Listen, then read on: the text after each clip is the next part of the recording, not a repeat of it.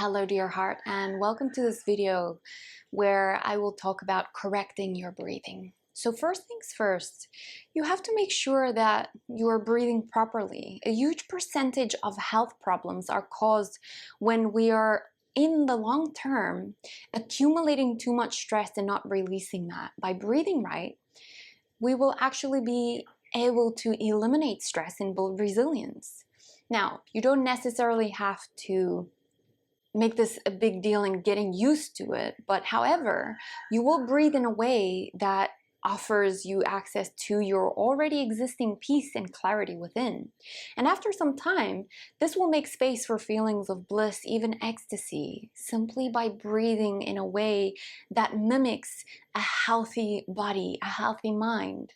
So a yogic breath, 𝗙𝗬𝗁 𝗬𝗏 pranayama. A dominant hand will go onto the belly, non-dominant hand will go in the chest. I will do this by the end of this video, giving you a short practice. It is really important to breathe in through the nose. As it warms the air, it slows down the airflow into the lungs, which disperses the air into the lower lobes of the lungs, which leaves and has more receptors for the parasympathetic nervous system of rest and digest. Nose breathing has endless benefits. And it also stimulates the secretion of nitric oxide in the body, which causes vasodilation and other benefits. But when we breathe in this way, in the exercise, I want you to really observe which hand is moving first. Okay, so I also explained deep belly breaths, and we're going to experience this through this practical example.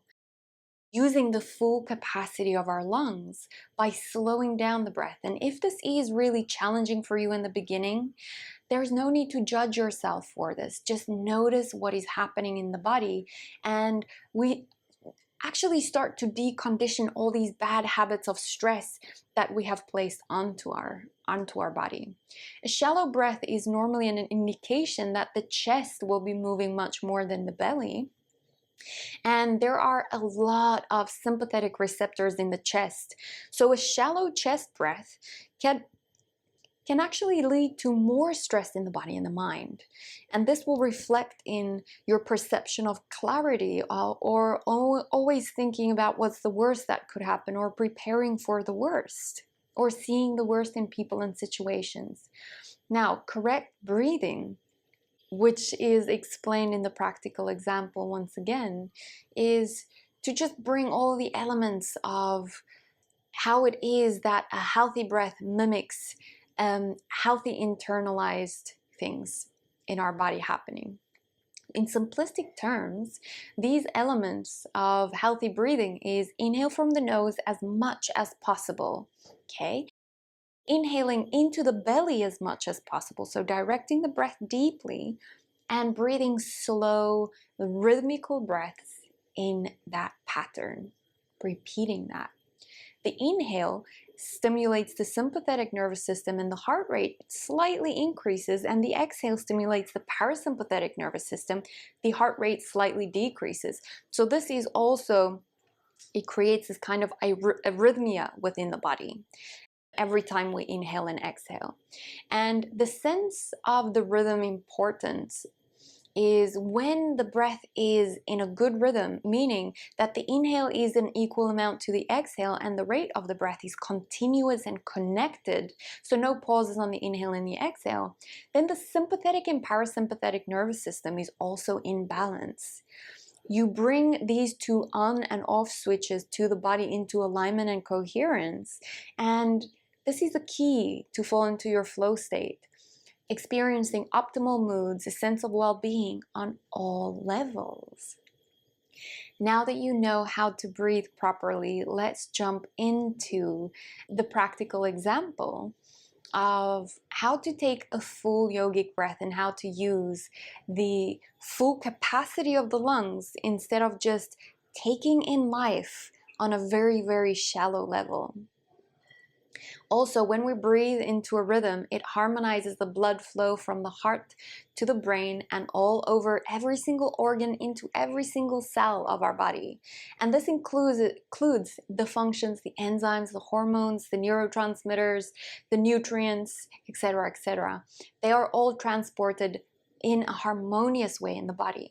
The rhythm of the breath represents honoring the cycles of life. So it awakens the harmony, the life force flowing with the way of life. And you can tell this energy is flowing well by the clarity of your mind, by the clarity of your perception. Last note that I want to add here is, if you find yourself yawning or feeling tired during these exercises, it could potentially mean that you need rest. The breath will always bring out whatever is inside of us. And these exercises may cause that to sharpen your ability to listen to the body. It's almost like it's turning the radio knob, the volume of the body higher, so that we can actually sink in and listen to the body instead of just being stuck in the mind. So a really simple way, which is in the next exercise, to tell how your health is how long you can hold your breath without air in the lungs. And in this following exercise, we will try this together and see how long we can hold the breath without any air in our lungs. No breathing techniques used before that, but from the get-go, we'll just inhale deeply, exhale completely, and see how long we can hold the breath. You will notice that every time that you do this, you can start holding for longer periods. If you can hold between 30 to 45 seconds, you're in good health. Ideally, it's 45 to 60 seconds, and amazing health is if you can hold the breath out at one go without taking any short sips of air in between 60 seconds to a minute and a half. So click on the next video and let's jump into our full yogic breathing technology breath exercise.